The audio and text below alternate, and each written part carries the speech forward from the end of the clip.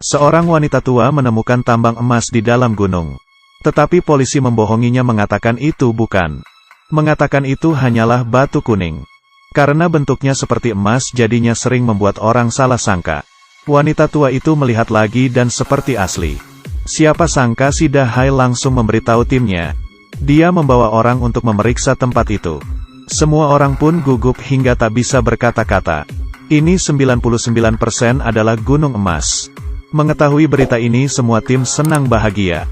Mereka berhalusinasi akan segera menjadi orang kaya. Tiba-tiba si wanita tua itu muncul dari belakang. Dahai merasa sedikit canggung. Lalu membalas perkataan si wanita tua. Kalau ini emas terus kenapa? Ini juga bukan milikmu. Wanita tua itu pun marah. Tempat ini adalah tempat anaknya mati. Dia tidak memperbolehkan seorang pun untuk mengambil emas itu. Kalau kalian tetap mengambilnya, wanita tua ini akan pergi melaporkan mereka. Orang-orang yang mendengarnya pun menjadi gugup. Di saat itu rekannya menekan sebuah alat. Si kacamata memutarkan badannya dan menabrak wanita tua itu hingga jatuh ke bawah gunung. Hal ini dilihat oleh seorang pria tua yang sedang memburu di hutan. Semuanya turun ke gunung mencari si wanita tua. Sangat beruntung wanita tua itu masih hidup. Salah satu dari mereka ada yang menyarankan untuk membawa wanita tua itu ke rumah sakit. Tetapi Dahai menganggap itu adalah sebuah kecelakaan. Karena emas mereka memilih untuk bertindak kasar. Pria itu mencekik wanita tua hingga mati. Wanita tua itu pun kehilangan pandangan. Saat itu si pria tua berlari ke samping dan membawa pistol. Dia bersiap untuk menolong orang. Tetap saat itu, rupanya cucu perempuannya yang cacat mencarinya. Pria tua melihat ini sudah tidak benar. Dia sengaja menembak agar suara pistol itu mengalihkan mereka. Pria itu pun melangkah dan membawa Xiao Mei pergi. Tetapi Dahai yang berada di atas gunung tiba-tiba muncul di bawah kaki gunung. Dan orang-orang lainnya pun ikut berdatangan. Pria tua dan gadis itu dikepung. Dan mereka merebut HP si pria tua itu. Menghadapi mereka ini, si pria tua agak gugup. Tiba-tiba dari atas gunung terdengar suara minta tolong wanita tua.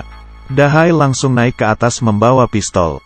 Cucu perempuannya membantu untuk menghalanginya. Dia dan si kacamata saling berkelahi. Tiba-tiba terdengar suara tembakan. Ternyata tembakan itu mengenai si kacamata. Si pria tua dengan cepat membawa kabur si gadis. Dia menggunakan keahliannya dalam gunung untuk bersembunyi. Dan memberikan selembar kertas ke si cucu perempuan itu untuk meminta pertolongan di bawah gunung. Dia memutar badan untuk mengalihkan perhatian si musuh. Dia berlari ke dalam rerumputan dan tidak berani mengeluarkan suara. Dahai mengambil pistol dari rekannya, lalu langsung memukulnya. Sekarang wanita tua dan pria tua itu berada di tangan si Dahai. Seorang pria mengeluarkan kantong besar dan memasukkan si wanita tua ke dalamnya. Hanya tinggal menembak si pria tua. Dari ekspresinya sudah kelihatan dia tidak pernah memegang pistol. Si pria tua berpura-pura ada perkataan yang ingin disampaikan. Pria itu pun langsung diserang. Si gadis sudah terkejar oleh orang-orang tersebut. Mereka langsung melayangkan beberapa tembakan tetapi tidak mengenainya. Si pria tua yang mendengar suara tembakan langsung berlari mengejarnya. Terakhir si gadis itu terkena tembakan. Kedua orang ini berjalan mendekat. Tiba-tiba gadis ini berdiri. Ternyata tadi itu hanya menggores kulitnya saja. Laki-laki di belakangnya ingin menembak lagi. Tiba-tiba dia ditembak oleh si pria tua yang telah mengejar mereka. Dia membunuh satu, dan satunya lagi dibiarkan kabur. Dua suara tembakan ini membuat si gadis menjadi lebih ketakutan lagi. Dia sepertinya tahu bahwa neneknya sudah tiada. Di sisi lain, penduduk yang mendengar suara tembakan langsung melapor ke FBL. Di bawah gunung mereka juga menemukan mobil yang bukan di kota tersebut. Mereka memutuskan untuk menyelidiki gunung itu. Dahai dan rekan lainnya menemui rekan lain yang sudah mati. Bawahannya baru saja mengurusi mayat rekannya. Tiba-tiba terdengar suara tembakan. Ternyata si pria tua sudah berdiri di titik tinggi. Dia menyuruh orang tersebut untuk menurunkan pistol dan mengeluarkan HP. Pria ini memasukkan tangannya ke dalam kantong. Tidak disangka dia malah mengeluarkan pistol. Ini pun membuat mereka menjadi ada kesempatan. Dimulailah medan pertembakan. Pria tua menggunakan pengetahuannya tentang medan perang itu dan gerak lawan. Jangan bermain-main dengan pemburu di pegunungan. Si pria tua memasukkan peluru satu persatu ke pistol. Menahan rasa sakit yang muncul dari dadanya. Lalu masuk ke hutan dengan postur tubuh yang luar biasa. Di sisi lain satu bawahan Dahai ada yang ingin mengundurkan diri. Katanya tindakan sekarang ini sangatlah bahaya. Suara tembakan pun terdengar. Ternyata dibunuh oleh pria ini. Si pria tua akhirnya menemukan Xiao Mei. Dia harus melindungi gadis ini. Ternyata beberapa tahun yang lalu dia adalah teman perang ayahnya Xiao Mei. Keduanya mengalami bencana di dalam tambang. Ayah Xiao Mei terbunuh karena menolonginya. Sehingga dia masih bisa hidup. Dalam hatinya merasa dia berutang budi terhadap gadis ini. Hujan di malam hari. Ada suatu cahaya terang dan menandakan orang jahat itu datang. Pria tua menembakkan satu tembakan demi melindungi Xiao Mei. Xiao Mei yang melihat kondisi itu langsung berlari keluar. Membiarkan si Dahai berhadapan satu sama lain. Pria menembak dan tersisa dua orang. Dia meletakkan Xiao Mei di dalam lubang gunung. Di sisi lain anggota FBL terburu-buru masuk ke dalam gunung. Mereka menemukan banyak mayat, tambang emas dan juga wanita tua yang dikubur di tanah. Pria tua yang mendengar suara pergerakan dalam gunung pun keluar dari lubang. Tetapi dia tidak tahu strategi Dahai. Karena harus mencabut akarnya. Dua orang melawan si pria tua. Hingga di terakhir menembaknya. Dua orang yang tersisa berjalan sangat jauh. Mereka berpikir akhirnya bisa menjadi orang kaya.